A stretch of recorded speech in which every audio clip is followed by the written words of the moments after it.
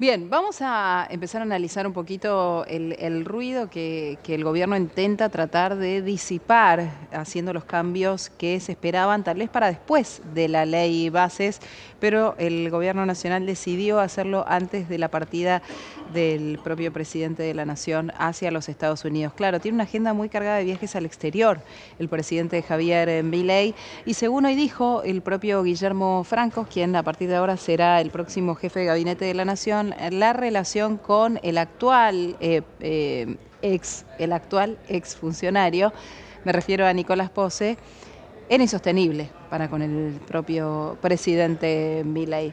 Así que vamos a analizar un poco esto, si esto en realidad es algo positivo para el gobierno, es retomar la iniciativa, parar la pelota, hacer una especie de refresh en el gabinete nacional para impulsar un poquito un oxígeno dentro del propio gabinete nacional. Hernán Madera está en línea, es analista político. Hola Hernán, soy Nuriam, ¿cómo estás?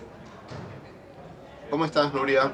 Bien, muy bien. Bueno, ¿cómo viste? Tal vez a nadie nos sorprendió la salida de Pose, pues ya se venía, a ninguno de nosotros veníamos hablando de esto hace rato. Sí, tal vez lo esperábamos para después de que estuviera la ley, ¿no? En el Congreso. Sí, eso hubiera sido lo ideal, él poder irse con un éxito, Nuria, pero bueno, no se lo dejaron, revelaron que tenía supuestamente un problema de salud que era bastante serio, todavía eso nunca se confirmó, la ley no sale, el dólar parece que en buena medida no subió porque esa ley no sale, en el gobierno se pusieron nerviosos, obviamente el presidente no va a aceptar su propia responsabilidad de todo el ruido con la política exterior que hubo en las semanas pasadas, así que hubo una víctima, se ofreció un cordero en el sacrificio y ese fue el jefe de gabinete y el jefe del Servicio Secreto Nacional, Rocío, el jefe de De la AFI, Nuria, el Nuria. jefe de la AFI, Sí, estamos hablando sí, de el jefe de Silvestre la AFI también. Sibori.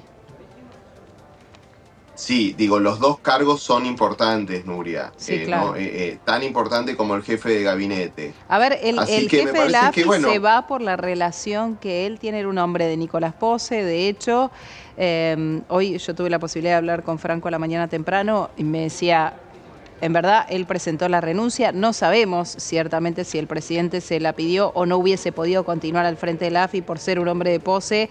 Recordemos que Pose además estaba ahí como una cosa dicha entre telones de que había cierta tarea de inteligencia sobre la vida de los propios funcionarios del gabinete, y entonces estaban como molestos con Pose internamente dentro del gabinete por esto, pero la razón certera de por qué el jefe de la AFI también sale en esta situación, sale de la Rosada, ¿por qué es?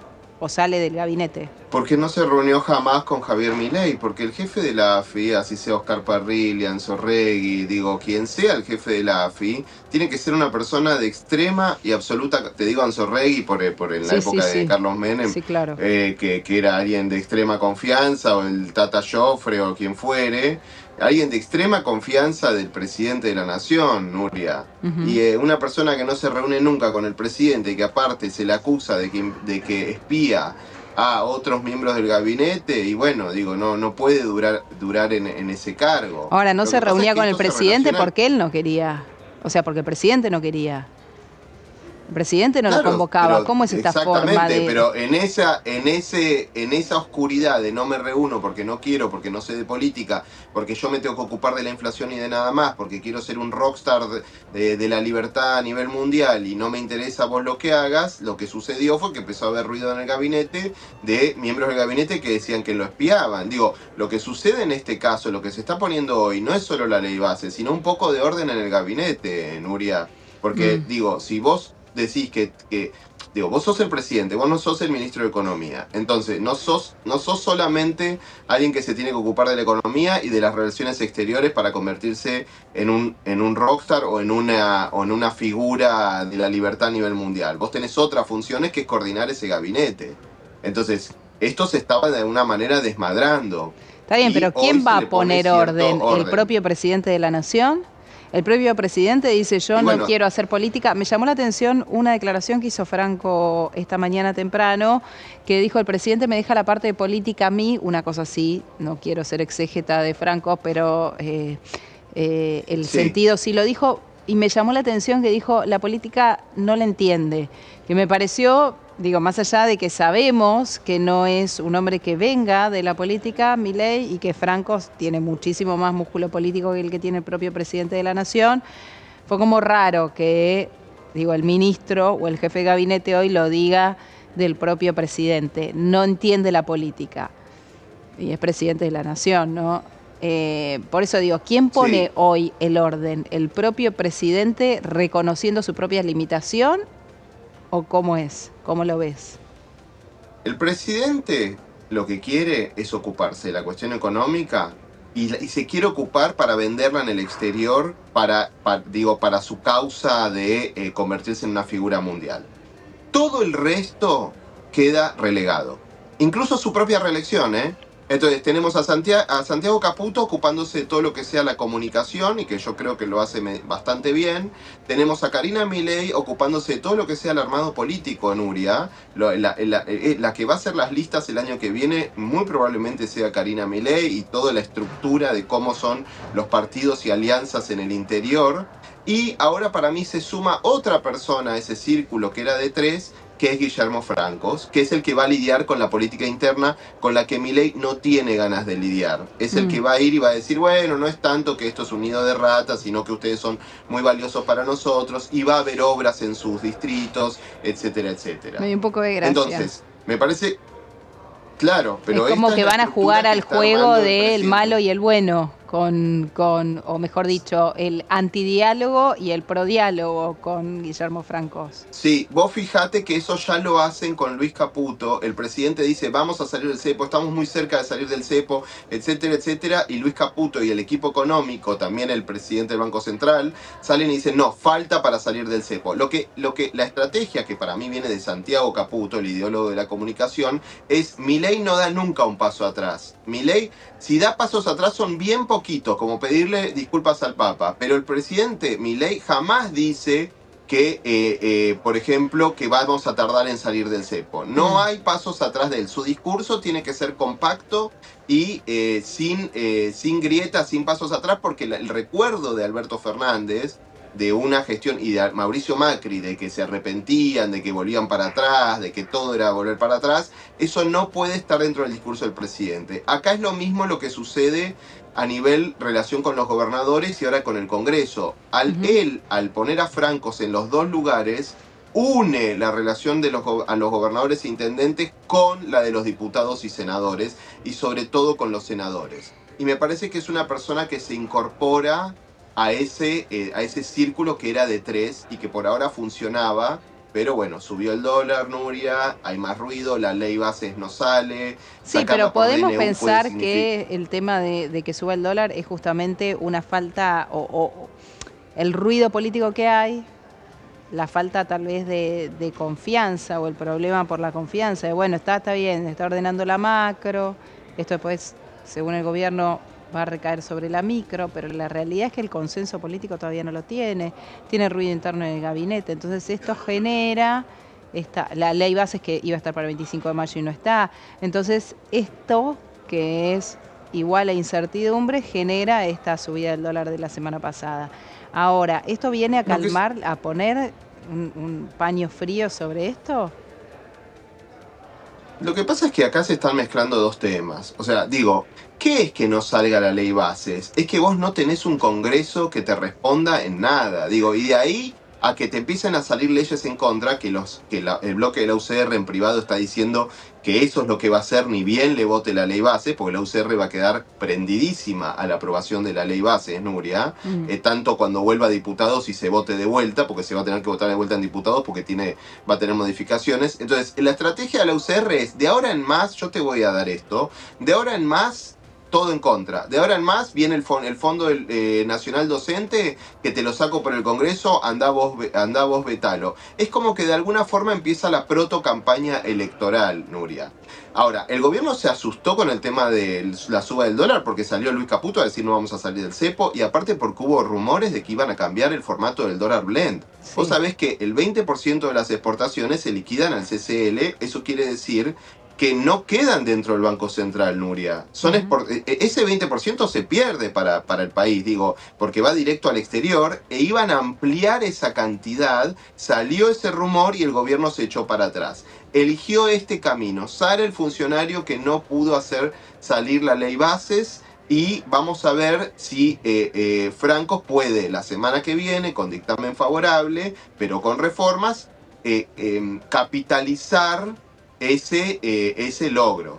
Ya tuvimos al expresidente Mauricio Macri, que tiene un acuerdo muy claro con el presidente Milei, que es gobernabilidad en la ciudad de Buenos Aires, punto. Ese es el acuerdo Milei-Macri, gobernabilidad en la ciudad de Buenos Aires, porque aumentó 300% el ABL y también aumentó las patentes, y como contraparte salió ayer a decir yo apoyo la ley bases, el PRO tiene que votar la ley bases. Sí, a pedirle a los legisladores un poco que le den bases. las herramientas al presidente Milei, ¿no?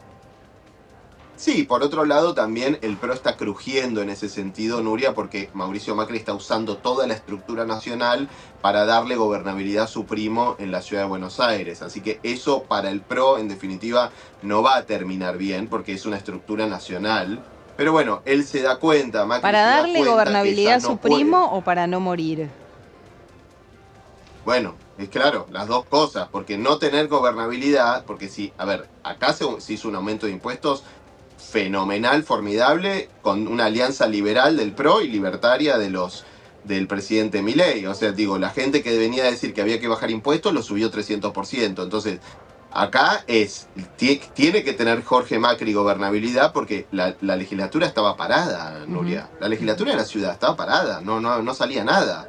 Y se hizo este acuerdo que responde del otro lado, que su contrapartida es Mauricio Macri presionando para que salga la ley bases, etcétera, etcétera. Y aparte lo del hijo, aparte lo del juez de la corte, Ariel Lijo, que ahí entra otra parte, que es Máximo Kirchner, en una entrevista con el diario El País, evitando criticar la candidatura de Ariel Lijo.